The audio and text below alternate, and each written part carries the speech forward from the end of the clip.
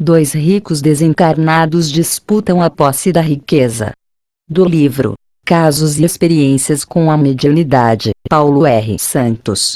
Criação do canal Espiritismo e Ciência. A influência das pessoas presentes contribui com alguma coisa. Quando a incredulidade, oposição, podem nos incomodar muito, gostamos bem mais de fazer nossas provas com os crentes e pessoas versadas no Espiritismo. Mas não quero dizer que a má vontade poderia nos paralisar completamente.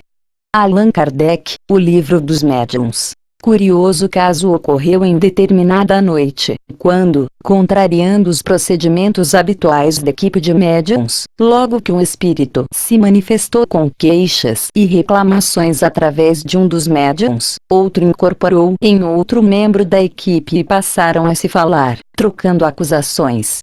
Apesar do inusitado, tal coisa acontecia, sem nenhuma dúvida, com o consentimento e supervisão dos orientadores espirituais da equipe.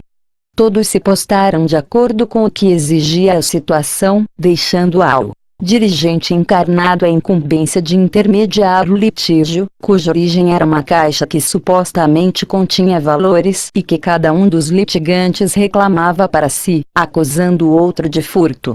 Deixou-se a conversa entre os dois prosseguir por alguns minutos, enquanto o dirigente tomava conhecimento dos detalhes através desse diálogo pouco amigável, ao mesmo tempo que lhe vinham à mente, por intuição dos mentores, as linhas gerais do caso. Em momento oportuno, o dirigente interveio e pediu silêncio aos dois, solicitando a ambos que respeitassem o local e as pessoas presentes, e que se explicassem com mais calma, após ouvi-lo.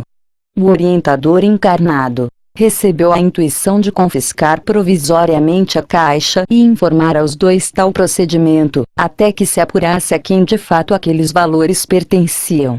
Os dois envolvidos concordaram com o suposto confisco, e consentiram em refletir sobre a própria situação.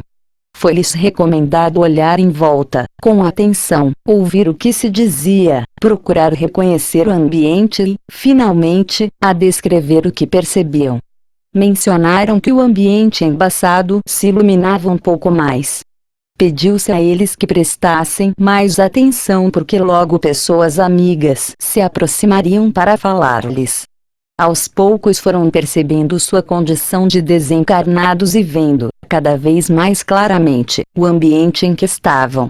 Chegaram a comentar a presença de muita gente doente. Foram esclarecidos de que o local era uma espécie de pronto-socorro espiritual que atendia a eles naquele momento e também a outros que igualmente sofriam, mesmo que de outros males. Finalmente, foi perguntado a eles se queriam a caixa de volta. Olharam para um ponto fora do alcance de nossos olhos, e perguntaram por que a caixa se transformara em algo como lama. Explicamos que se tratava de uma fixação mental que ambos alimentaram por longo tempo, em disputa por algo que ficara na terra.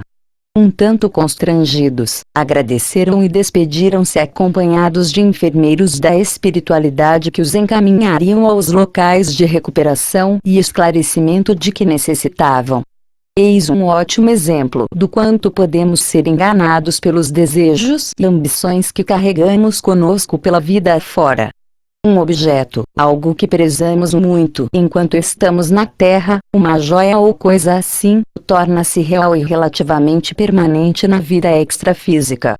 Daí a importância do desapego aos bens materiais, sejam objetos ou valores, mesmo pessoas, pois tudo que é material é também transitório, apesar de podermos criar na vida no invisível praticamente tudo que prezamos, na condição de fixação mental.